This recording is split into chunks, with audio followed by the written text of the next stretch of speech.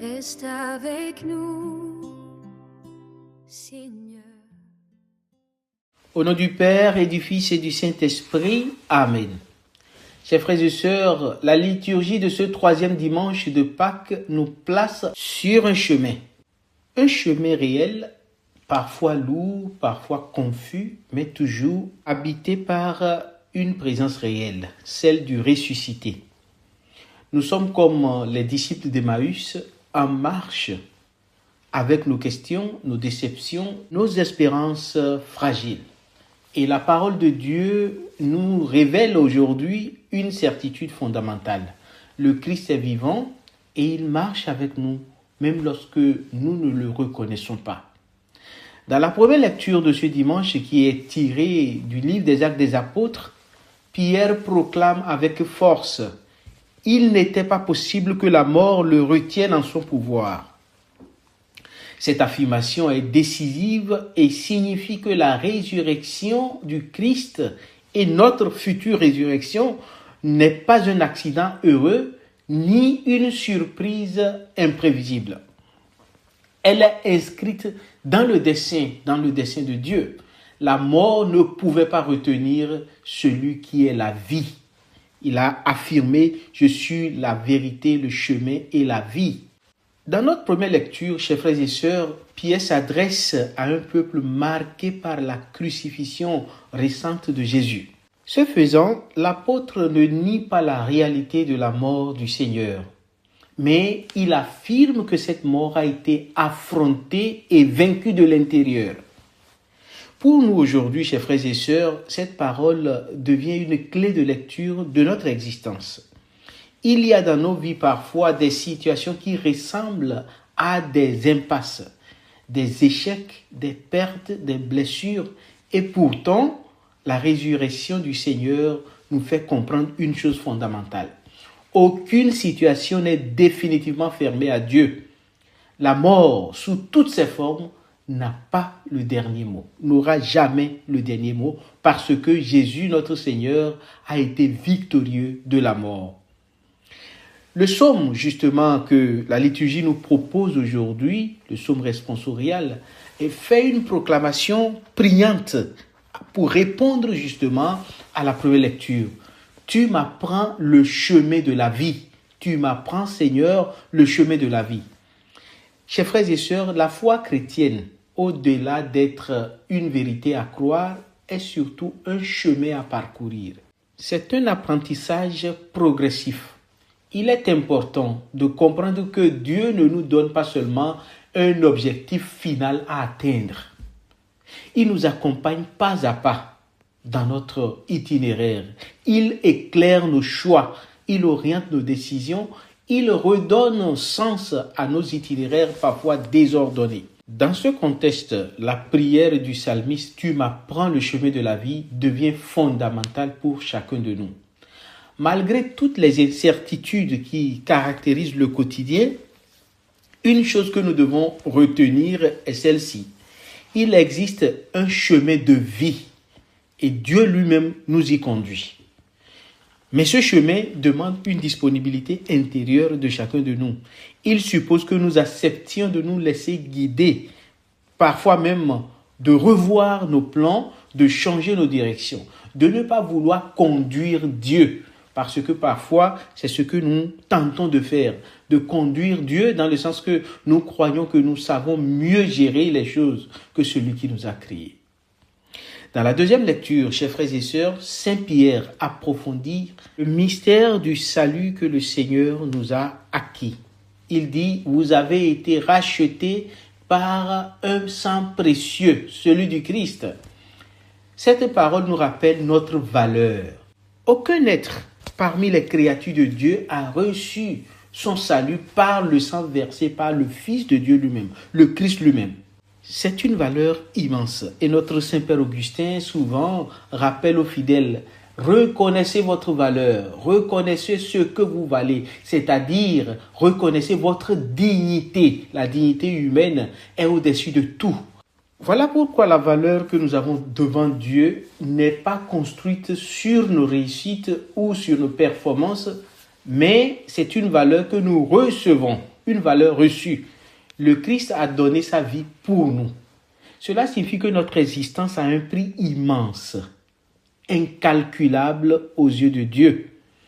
Le frère Jean Pliat avait l'habitude, dans ses prédications, de dire que quand le Seigneur, Dieu notre Créateur, veut nous regarder, il nous regarde avec des lunettes teintées par le sang de Jésus. C'est une belle image. Il l'utilisait pour souligner la valeur du sang de Jésus, le sang précieux qui nous a valu le salut. Chers frères et sœurs, nous savons que notre monde mesure la valeur d'une personne à son efficacité, à sa réussite ou à son image. La vérité de la parole de ce dimanche est libératrice. Nous sommes précieux non pas pour ce que nous faisons, mais pour ce que nous sommes. Nous sommes aimés. Nous sommes aimés par Dieu. Et le rachat du Christ n'est pas une simple déclaration. Il ouvre une vie nouvelle. Il appelle à une réponse. Vivre en cohérence avec ce don immense que nous avons reçu. L'évangile de ce dimanche, chers frères et sœurs, est tiré de Luc chapitre 24. C'est l'un des récits les plus beaux de la résurrection. 2 disciples quittent Jérusalem. Ils sont déçus, désorientés et ils se mettent en route vers Emmaüs, d'où ils étaient partis pour rejoindre le groupe des disciples de Jésus. Leur espérance s'est effondrée. Et ils disaient, nous pensions, nous espérions qu'il serait celui qui allait libérer Israël. Eh bien, sur leur route, Jésus les rejoint. Il marche avec eux, mais ils ne le reconnaissent pas. Et cela est profondément parlant pour chacun de nous. Combien de fois le Christ vient marcher avec nous? Combien de fois il est présent dans nos vies sans que nous n'en ayons conscience? Voyons la pédagogie de Jésus. Il vient marcher avec eux, il commence par écouter leur conversation. Il leur pose une question et puis l'un des deux, Cléopas, a pu déverser. Il a déversé tout ce qu'il portait en lui. C'est une pédagogie de guérison que Jésus utilisait. Il les a écoutés. Et puis il a commencé par leur éclairer l'esprit en leur expliquant les Écritures. Il relie leur histoire à la lumière de Dieu. Et en fait, il se fait connaître à la fraction du pain. Ce moment est essentiel, chers frères et sœurs. Il nous dit que le Christ se rend présent d'une manière particulière dans l'Eucharistie. Là, nos yeux peuvent s'ouvrir, mais il y a un détail bouleversant. Au moment où ils rompt le pain et ils le reconnaissent, le Christ disparaît. Pourquoi disparaît-il? Il disparaît parce qu'il est ce qu'il leur a donné. Il est ce pain même. Il est le pain de vie. Et ils disent, les disciples, notre cœur n'était-il pas brûlant en nous quand il conversait avec nous le long du chemin? Cette affirmation, chers frères et sœurs, signifie que la reconnaissance du Christ ne repose pas seulement sur la vue, mais sur une transformation intérieure. Nous sommes tous, d'une certaine manière, des pèlerins d'Emmaüs. Nous avançons avec nos questions, nos doutes, parfois nos découragements, mais la bonne nouvelle de ce jour est claire. Le Christ marche avec nous. Il est présent dans la parole qui éclaire, dans l'Eucharistie qui nourrit, dans les rencontres qui relèvent. Le défi n'est pas tant de faire venir le Christ que d'apprendre à le reconnaître. Et lorsque nous le reconnaissons, quelque chose change. Nous ne restons plus enfermés dans nos tristesses. Comme les disciples, nous repartons. Nous devenons des témoins.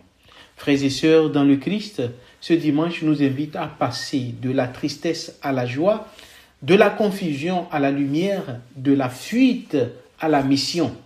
Le ressuscité nous rejoint dans nos routes, il ouvre les Écritures, il se donne dans le pain, il nous envoie.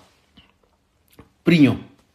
Seigneur Jésus ressuscité, toi qui rejoins les disciples désemparés sur leur chemin, viens marcher avec nous. Quand nos espoirs sont fragiles, ravive en nous la confiance. Quand nous ne comprenons pas, éclaire-nous par ta parole. Ouvre nos yeux pour te reconnaître dans la fraction du pain et dans les signes discrets de ta présence. Fais brûler notre cœur de ton amour et de ta vérité. Envoie-nous annoncer par toute notre vie que tu es vivant.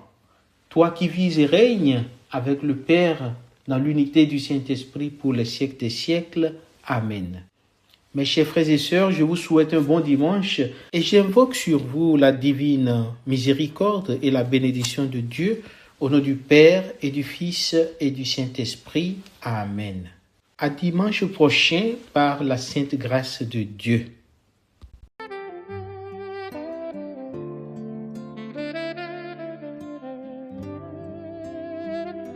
Reste avec nous, Seigneur. Le jour s'enfuit sans